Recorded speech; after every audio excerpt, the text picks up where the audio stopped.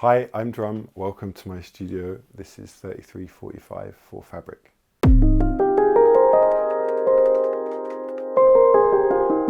First time I had music in my bedroom was like my own music in my bedroom. It was vinyl, which maybe shows my age. I mean, I was growing up in the 80s and 90s, but and my parents had like a CD player in the living room, but they had this old record player that belonged to my granddad or something, and they had their old vinyl collection, and so I was allowed to have the vinyl in my room because they'd moved on to CDs or whatever. So I had this kind of like vinyl was like present from the very, very beginning. It's like my first connection with music was through vinyl. Then later on, like as I grew up, like I got cassettes and CDs and whatever. But yeah, vinyl's been like present from the very beginning.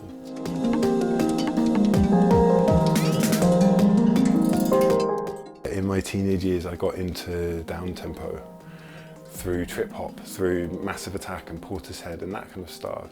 And from those, more pop, kind of the pop end of trip hop. I quite soon discovered the more underground side of down tempo, Ninja Tune and Krudendorfmeister and that kind of stuff. I discovered through that Warp and Aphex and Square Pressure and those sorts of things. I have a whole section over here that I've called Deconstructed Club Tools a cappella, and I've put in here bits that I just think are useful. Like this record is a solo flute record recorded inside the Great Pyramid of Giza. This guy Paul Horn, he's an amazing flute player, and he did a record. His more famous one is in the Taj Mahal. It's recorded in the Taj Mahal with the acoustics of the Taj Mahal. But this is just solo flute.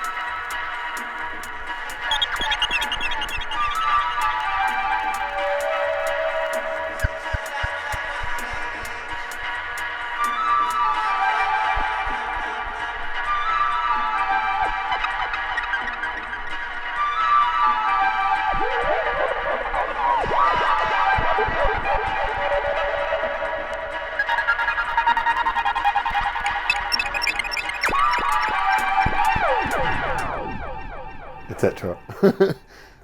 Something like a record that you see that's solo flute, you kind of know straight away that's going to be kind of useful. But that Paul Horn record, that lives in my bag at the moment. I take that I've played that in Fabric.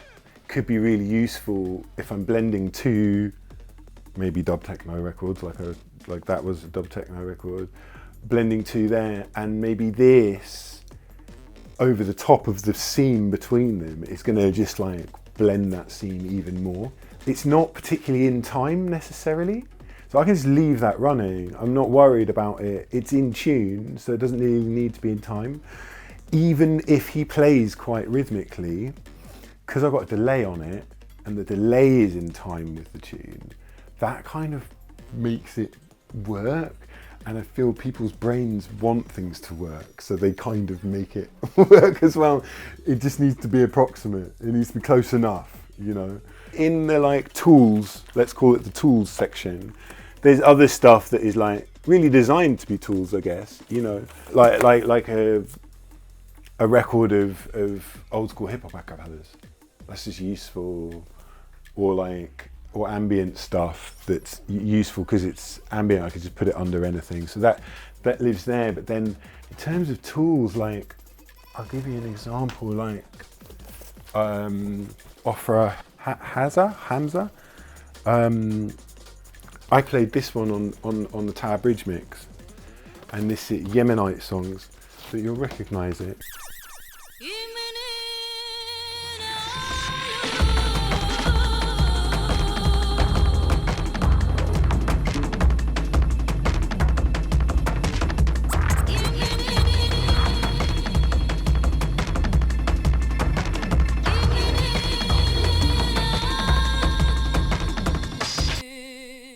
It's in time enough, but it's not too in time. It doesn't stick too rhythmically, so you can kind of put it on anything. Like anything, any speed, any tempo, it kind of will just work, particularly if you put a bit of delay on it.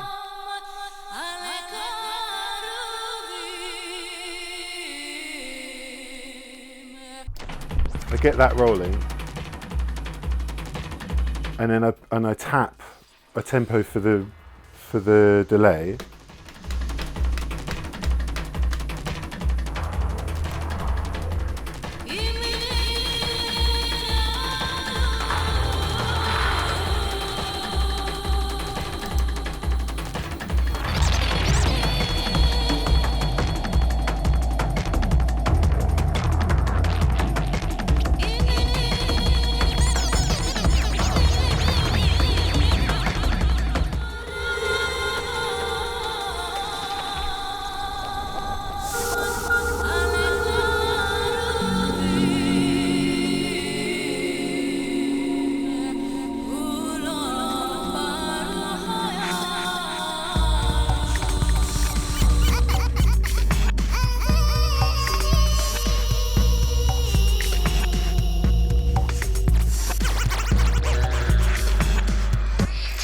Totally different tempos.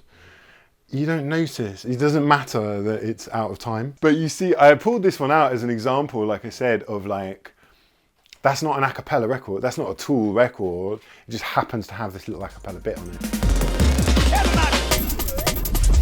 These are my babies, the top stuff like here. Some of the jazz is by artists. I've got Miles Davis, Alice Coltrane, Keith Jarrett, Weather Report. Then percussion, like whole section of just percussion based stuff. Free jazz, avant-garde, astral jazz, spiritual jazz, and like world fusion, European jazz, ECM, which is a European jazz label, ambient electronica, warp electronica, I guess, experimental noise, avant-garde electronic, like really weird electronic. One of the first records I've bought was Isaac Hayes. Yeah, there it is. Amazing. How did that? So that, I think, is the first record, the first vinyl I bought was that, I think. Hot Buttered Soul by Isaac Hayes.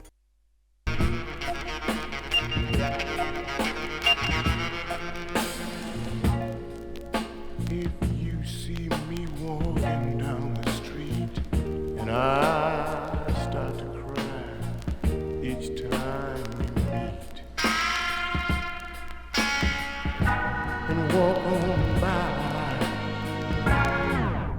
Love it. It's the chef from South Park, you know. And there's a track on this where he's basically a chef. It's so funny, wait. I should have attempted to do it my way. Yeah, he's like... my own interpretation of it. Like I said, everybody got his own thing. When he reached he's telling a love story. Like, it's just so... age of maturity, he moved to the West Coast. And he fell in love when he got out there. He fell in love. I love that. Isaac Hayes, good old boy. So yeah, it's noticing that, and then like, I think that made me make those connections with the jazz and with the other stuff, and the sampling comes kind of naturally from that.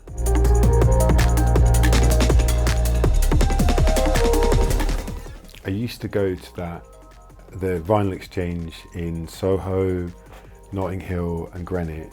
Anyway, there's a lot of these record shops and you couldn't listen. So, and this was kind of before YouTube was really had any music on it. And so really you had to go by what was on the sleeve. And like, we would go into their bargain basement, which was like £1 per 12-inch, or 50p a 12-inch and £1 for an LP, something like that. And it was just leafing through loads of crap. But for 50p, you could take a gamble on a record that maybe had some biro on it saying Rude Boy, and you'd be like, oh, maybe that's dancehall, or maybe that's a jungle record, or like, do you know what I mean? Like, it's just got one little word on it that makes you think it might be something that you might like.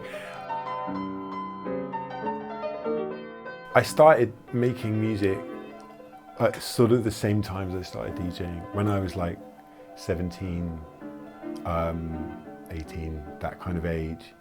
And I started trying to make music with a 4-track tape recorder, my decks, and I had a little sampler which had like something like 8 seconds worth of memory, and that was like, you had to make your whole track with 8 seconds worth of tiny little samples. You could have 6 samples or something. Maybe you could have 8 samples, but then, yeah, it was so limited. I was very much at first trying to make down-tempo stuff, all samples of jazz records, early cinematic orchestra, DJ Shadow, that kind of vibe.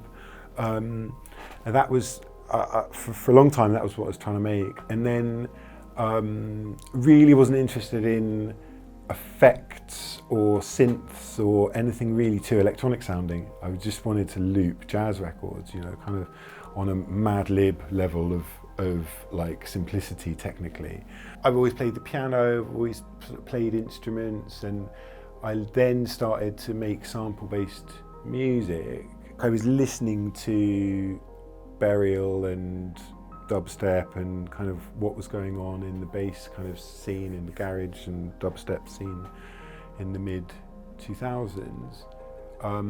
But I was doing it still very much with that sample-based DJ Shadow kind of attitude. So those early records of mine, it's just hundreds of little samples. Even now, I think that sample-based kind of beginning is hugely influential on the way I make stuff even now. And whilst I've brought in much more technicality to my production, that technicality comes from studying the technique rather than studying practitioners of the technique. Do you know what I mean? Like, I'm learning the synths, and I'm learning how to use the tools.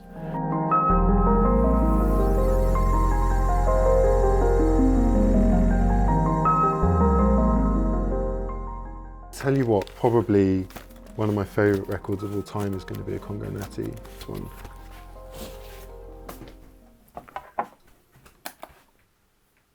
I love this.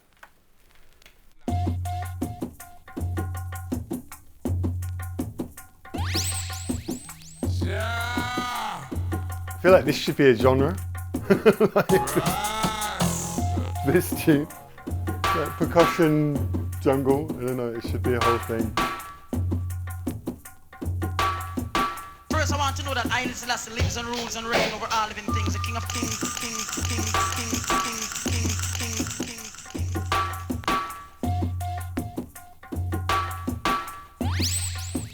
Lord of lords, the conquering of the tribe of Judah.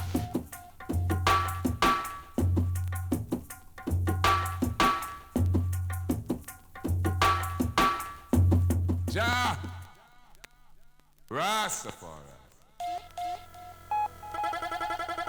Brothers and sisters, man and woman, you better understand that when time we come with the powers of the Almighty One. Hold on, massive. This is a dub plate. This is not a monkey sample. This is a special.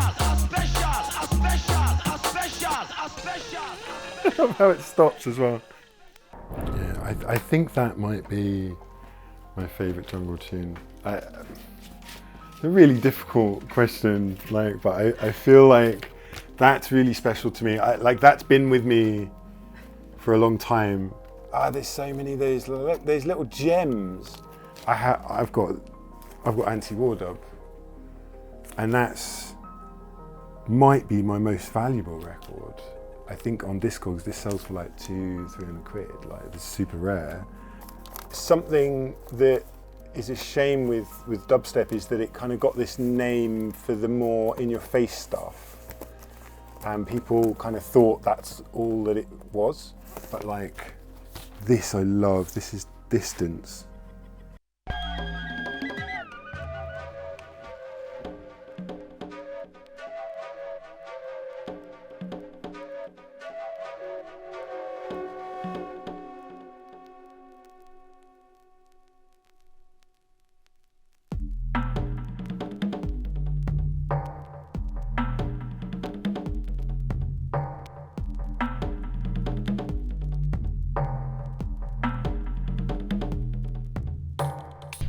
It's like a load of stuff from that era. This is like 2005, so it's like, you know, dubstep's still quite young.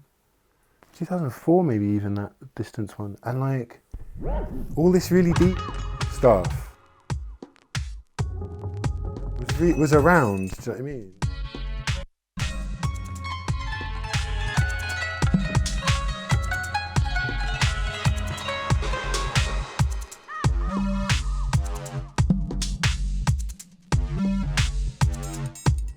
At the moment, I'm not really playing techno so much. I'm more into broken stuff. But what I've been digging back into my techno collection and playing them at the wrong speed. So like Clara Intellecto, for example.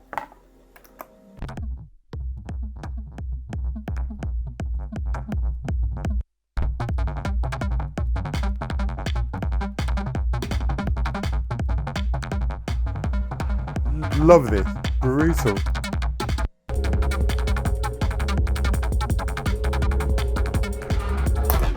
Except this is the speed it's supposed to be at. You know what I mean? Okay, you know, it's Clara Intellecto, like, but dude, I'd much rather hear it fast. And so yeah, going through my techno, being like, what's on 33 in my techno that I can play? There's another one that I've been dropping, like this one.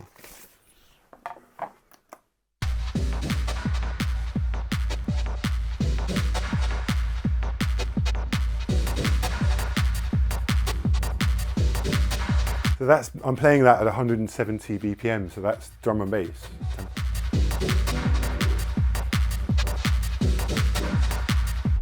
But yeah, the original speed is. But yeah, so I don't know, that's what I've been doing with my techno recently.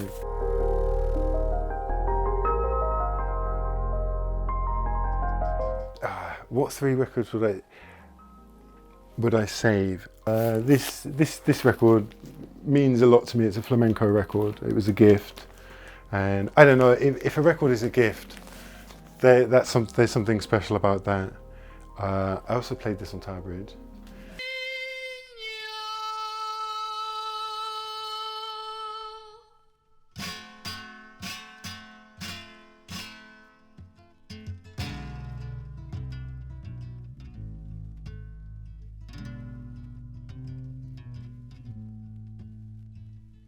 Érase una vez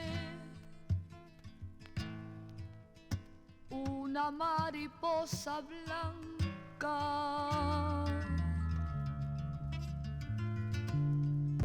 Yeah, I get emotional listening to that. That's really special to me. I feel like I would save a jungle record, but I don't know which one. Oh, you know what? No, I know what. No, here it is. Yeah, Hot Stuff by Ronnie Size.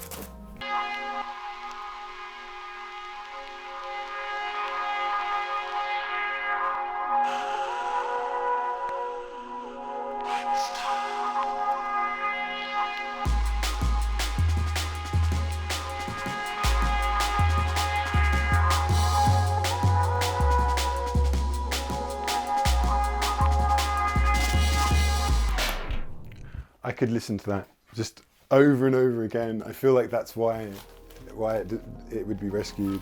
Yeah. Maybe I would save one of my own. I don't know. maybe I would save it. This is just really important to me, Crooner Dorfmeister, because it was just like, it changed the way I listen to music, I think. And this is Ronnie Size as well, actually, funnily enough. It's a remix of Ronnie Size. So the thing with Crooner Dorfmeister is they would do these remixes, and they kind of became known for their remixes. This is a Crooner Dorfmeister track, and then at some point, yeah, you get a little bit of vocal, and that's from the original.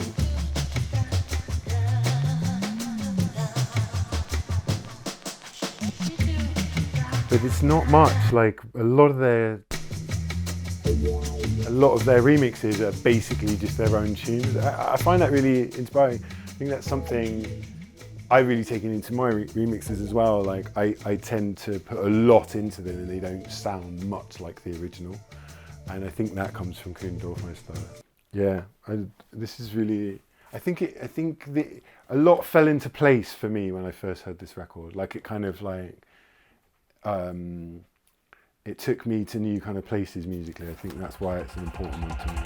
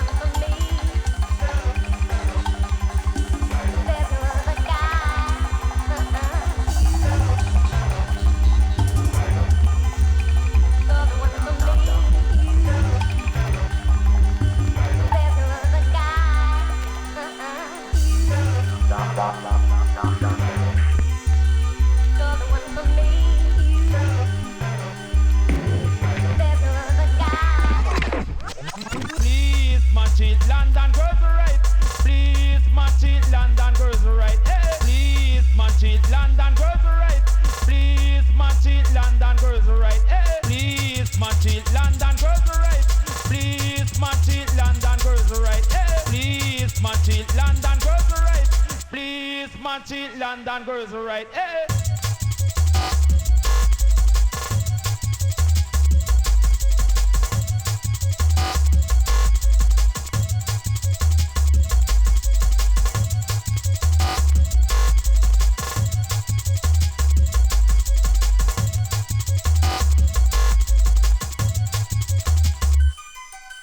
Please, Matty, London girls are right. Please, Matty, London girls are right. Hey. Please, Matty, London girls are right. Please, Matty, London girls are right. Hey. You the man now watch you get one more try. Bubble to the left, center, and the right. You the man now watch you get one more try. Bubble to the left, center, and the right. Please, Matty, London girls are right. Please, Matty, London girls are right. Hey. Please, Matty, London girls are right. Please, Matty, London girls are right. Hey.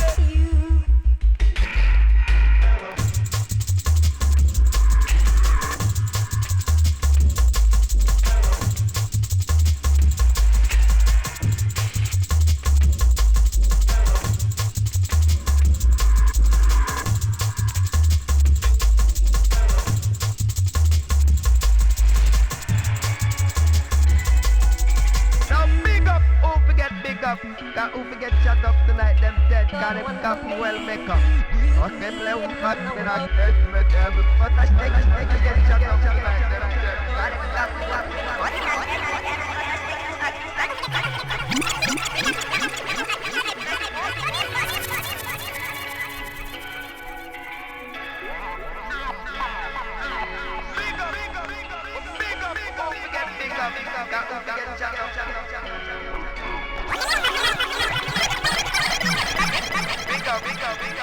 Big up.